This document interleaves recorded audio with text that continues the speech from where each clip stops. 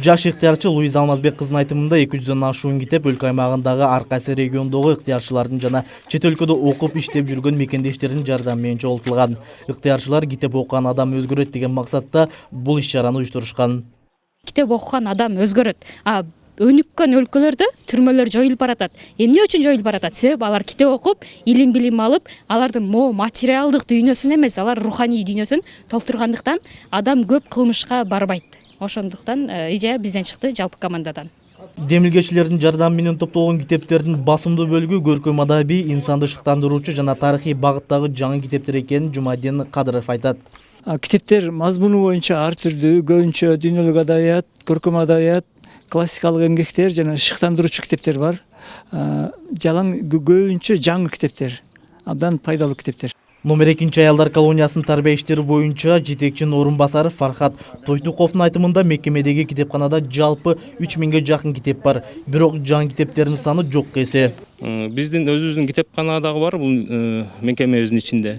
Мекемеде китепкана болгону менен китептерибиздин баары эски китептер болчу. Бүгүн мына жаңы китептер келип отурат.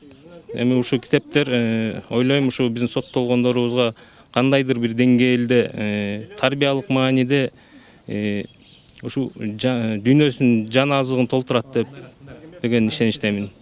Бир адамдан бир китеп долбоорун алкаганда Степной айылындагы номер 2 аялдар колониясынын китепканасына жалпы суммасы 60 000 сомду түзгөн 200дөн ашуун китеп чогулган. Демилгени жаш ыктыярчылар жана студенттер колдоого алган.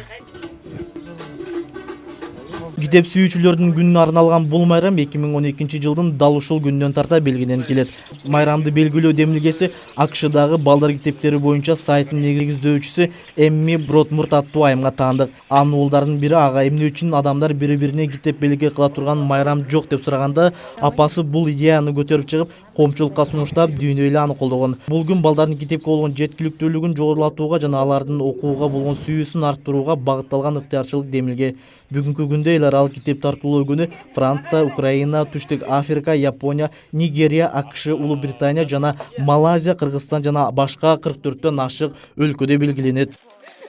Азамат Ибраимов, Жолборсбек Пайзылаев, Марал Кабар.